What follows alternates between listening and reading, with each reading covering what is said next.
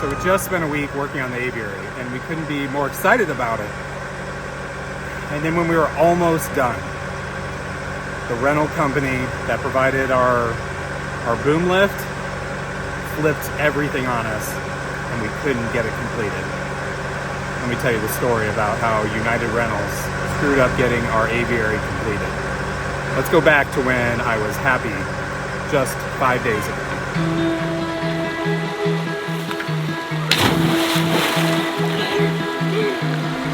So it has been nearly a year since we've come and worked on this aviary. We had the pond put in last September by a bunch of aquascape companies that put this in. It's absolutely amazing. And we wanted to finish this right after it, but we were a little strapped on money. Then winter hit, we couldn't work.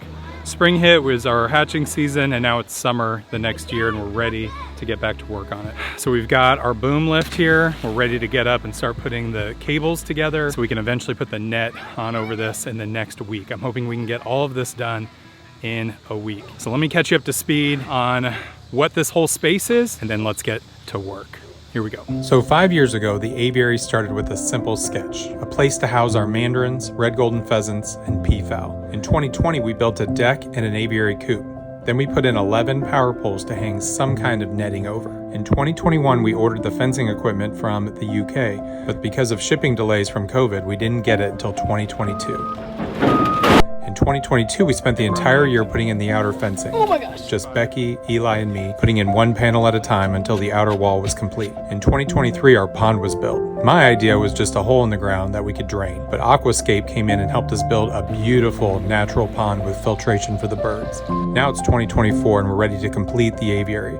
So today we need to put these black metal pieces over the poles to connect the cables with. Then we can get the cables in place to support the netting. And now we've got our boom lift here. We rented one of these last year. We put up a couple gates here and then our walk-through gate. It's not exactly the perfect equipment for lifting gates. It's not really supposed to lift a lot of equipment.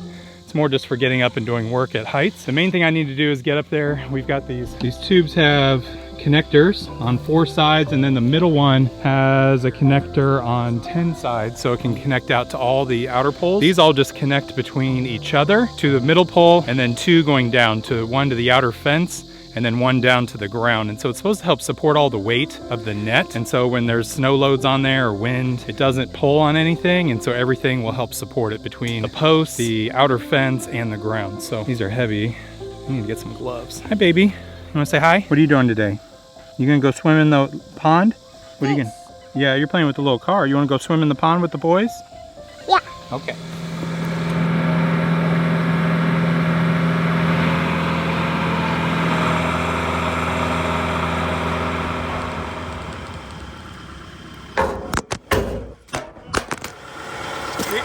That dropped.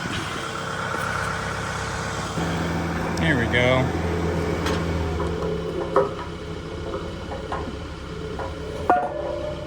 So we've gotten 7 of these up here.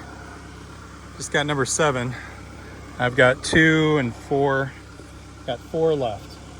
The next one over, they're all on the back side here. So let's see if I can squeeze through that back area right there and drive right along there. The answer is no. I could not get the boom lift through that tight spot without getting it stuck first. Well, it didn't take long to get it stuck. It's really soft after it rained yesterday, and 2 of the tires are near the fence they're in deep. I couldn't see the front tire when I was backing it through this tight space, and now we can't pull it out with the truck. We're going to have to see if they'll come out and help tow it out. What are we going to do? I don't know, I'm just digging. I don't know if you can see that, but our tires went down a good foot and a half down in there, and my friend brought a skid steer over and was able to pull us out. We couldn't pull it out with a truck. So luckily we got out. We got the rest of our posts on top of the poles. We got a few hours left of the day, so I'll probably try to start on one of the cables so we can get the cables going, because I've got 6 days after today.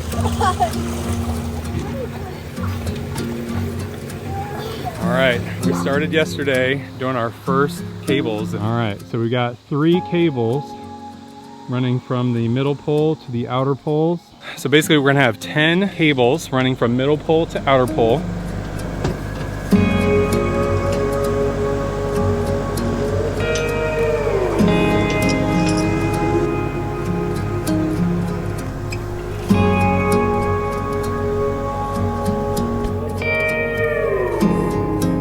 All right, so we've got it connected up here to the middle.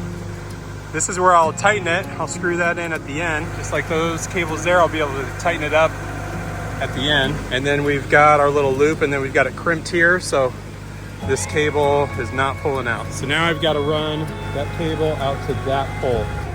So I'll have to come down a little bit. I'll drive the boom lift over to there and then go back up, connect it in over there.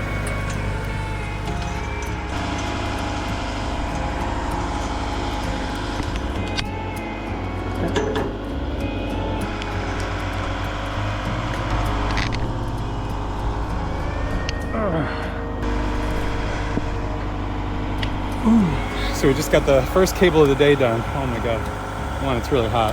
Two, it's just tough. It's tough to hold the cable tight and be able to tighten this to pinch it with this tool right here. 4 cables done, 6 left to go on this part.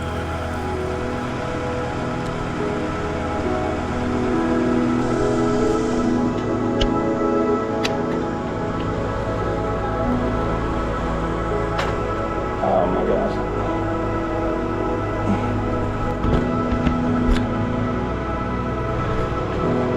Whew.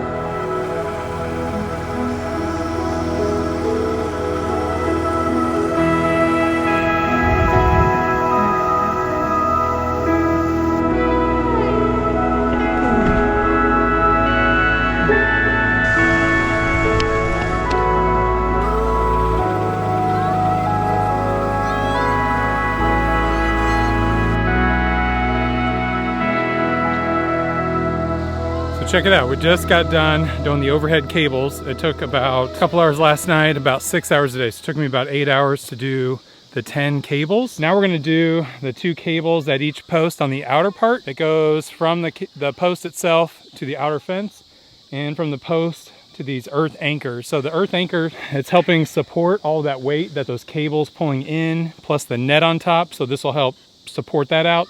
And then the cable coming to the outer fence, that one's not really supporting weight. That one's just support the net down to the outer fence. So we'll have 2 cables to go in each spot. Now these anchors, I just screwed one in over there. It took a couple batteries, ate up a couple batteries. Let me drill one of these in and show you what it takes here. So I think I'm gonna have to do one at a time, charge some batteries, and then do another one. So.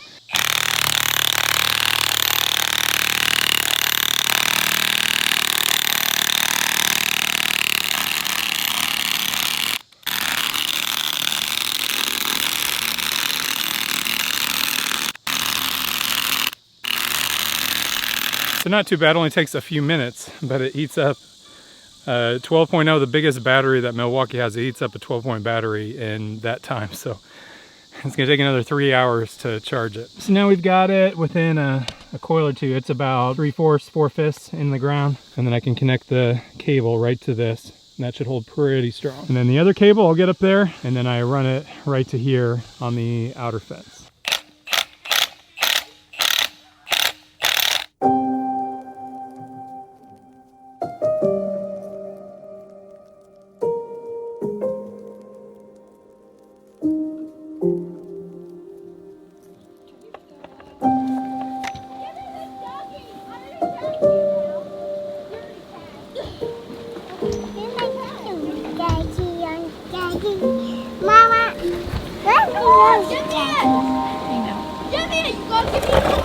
Are you gonna have him drive? No. Yeah, you don't want to drive? I want to get you. Mama, I want to get you. On day 3, I worked on getting the 2 outer cables installed on each of the 10 outer poles.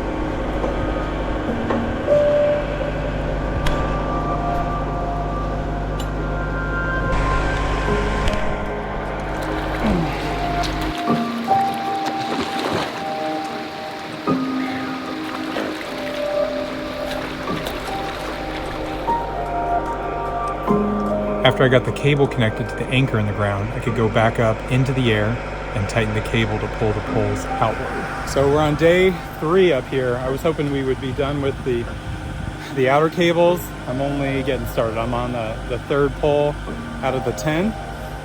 But this is really crucial. This is getting this really nice and tight.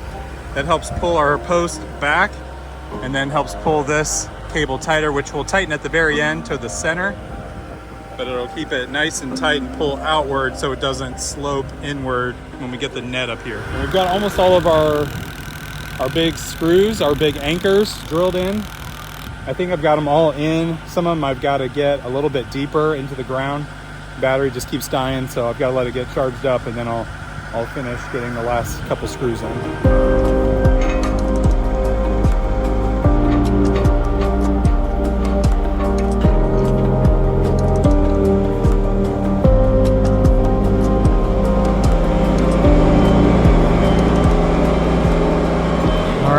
We are, I guess, 2/3 of the way done now. We've got the cables run from the center pole to the outer poles. Now we have them run from the outer pole down to the ground. That pulls it in quite a bit tighter, so then I'll be able to tighten the middle. Now I need to work on cables from each pole to each other outer pole. Extend this out, get it tied up, and then I can go back and tighten that when it's all done. And that'll hold everything really tight, so the netting will be tight, and then over time, none of these power poles, which they look really tough and strong here at the bottom, but at the top they get a little skinnier and they can bend a little bit, so that'll keep them in position for years and years and years. Somebody had asked me how long all this equipment will last. This fencing, I believe, has a lifetime guarantee. These power poles, they told me, should last 50 to 60 years. Our cables and netting, I think, are supposed to be rated for 20 years. So may have to update that 20 years from now. Starting to get our cables up across here.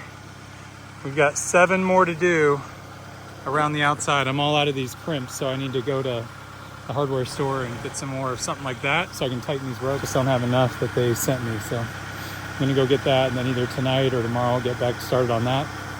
Getting really close to getting done with the cables. And then on day 4, I had my machine taken away from me when I was almost done with the job. So it's day 4 out here at the aviary, and I just got royally messed with. We had a blue, I can't even remember what the brand of it was, Genie, and they said they sold it.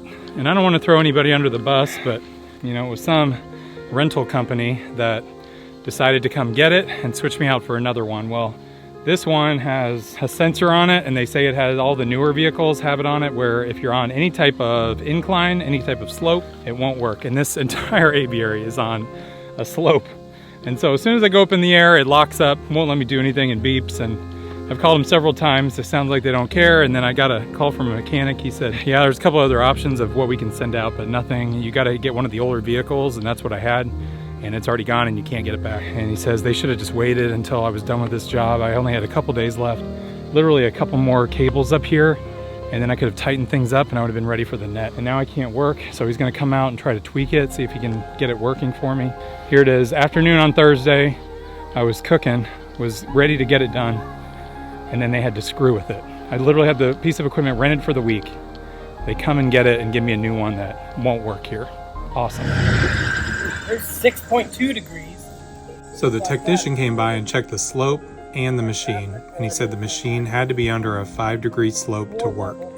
And some parts of the aviary range from 6 to 8 degrees. So the only option was to try and use some boards under some of the tires to try and level it. Otherwise, it wouldn't work on our property. This is wild. This is what United Rental, or I guess the overseeing body of this equipment, wants us to do, to be level. We've got to be on boards that can, this is not safer. This is so infuriating that we were this close to being done with the aviary. They switch out the equipment last minute. Ah!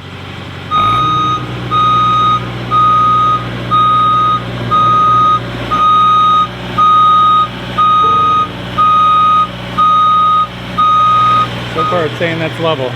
Let's see if I can get up in the air.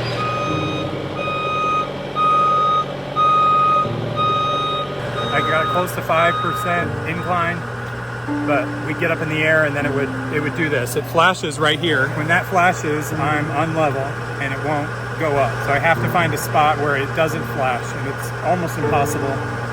It's driving me insane and it's wasting all my time. I had a machine that worked and they took it. I can't believe it. This is crazy because, yeah, it's slightly sloped there. I can't really back in.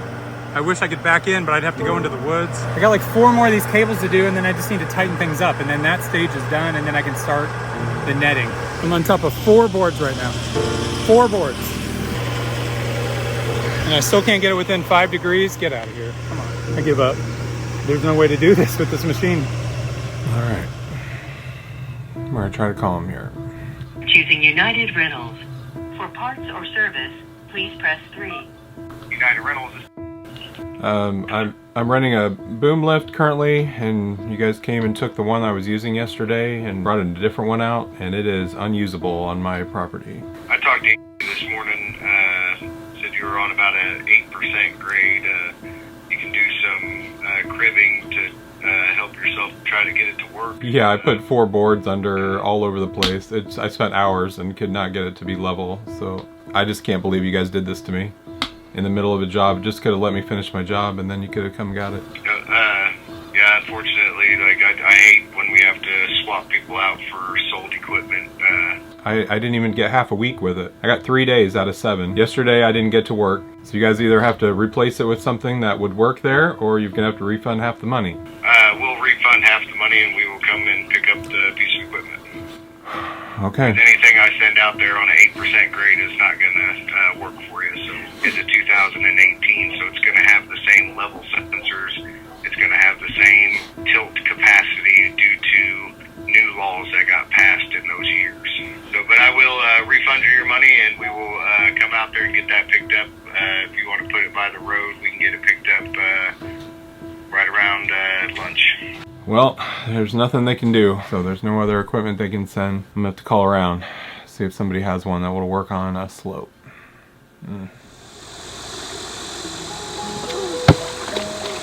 Out of bounds. You guys, called around about 5 different places. A lot of places had brand new equipment, but I found somebody with something really old that doesn't care about incline requirements. Now I can get this project done. This thing's awesome. It just works like it should. All right, we're gonna finish the aviary project, get these cables up, get everything tightened. In the next video, you'll see us putting up netting. I can't wait. All right, I've waited all week to get in the water, watching these kids play. So, you guys ready? Yeah. Time to jump in the pool. All right, buddy, you asked. Let's do it. I want to do it too. Oh! Come on, Bella. Come on, Bella. Yay, so. Okay. Oh, that felt so good.